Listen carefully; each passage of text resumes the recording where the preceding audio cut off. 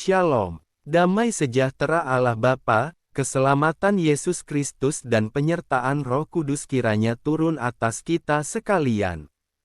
Tuhan sanggup memulihkan. Mazmur 126 ayat 1-6. Ketika Tuhan memulihkan keadaan Sion, keadaan kita seperti orang-orang yang bermimpi. Mazmur 126 ayat 1. Saat ini dunia dipenuhi dengan goncangan-goncangan yang tidak hanya melanda satu bidang kehidupan saja tapi hampir di seluruh aspek kehidupan. Akibatnya banyak orang menjadi mudah frustrasi, kecewa dan putus asa. Tapi kita sebagai umat pilihannya tidak perlu takut dan cemas karena kita menerima kerajaan yang tidak tergoncangkan. Marilah kita mengucap syukur dan beribadah kepada Allah menurut cara yang berkenan kepadanya, dengan hormat dan takut. Ibrani 12 ayat 28. Di masa-masa yang sulit ini kita harus makin mendekat dan melekat kepada Tuhan, sebab seberat dan seburuk apapun keadaan kita Tuhan sanggup memulihkan. Ia memiliki rancangan terbaik bagi setiap umatnya yang mau datang kepadanya. Orang-orang yang menabur dengan mencucurkan air mata, akan menuai dengan bersorak-sorai.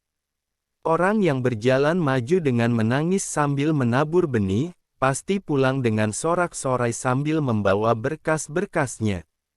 Mazmur 126 ayat 5-6.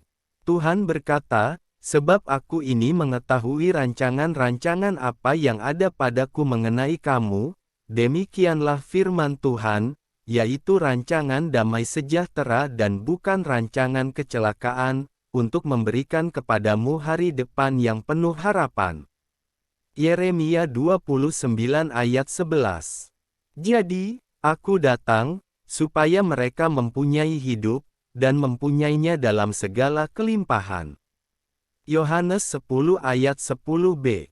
Mengapa kita masih belum mengalami dan menikmati rancangan Tuhan yang baik ini? Karena kita belum mengerti bagaimana meraih janji yang telah disediakan Tuhan itu.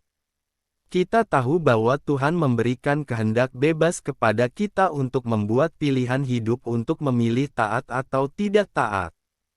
Jika kita taat atau menempuh jalan yang sudah Tuhan tentukan, semua janji Tuhan akan berlaku atas hidup kita. Sebaliknya jika kita tidak taat dan menyimpang dari jalan-jalan Tuhan, janji-janji Tuhan itu tidak bisa kita nikmati. Tuhan berkata, apabila kamu berseru dan datang untuk berdoa kepadaku, maka aku akan mendengarkan kamu. Yeremia 29 ayat 12. Berseru bukan sekadar berdoa meminta apa yang kita perlukan, berseru berarti mengungkapkan isi hati dengan segenap kekuatan kita. Tuhan Yesus memberkati.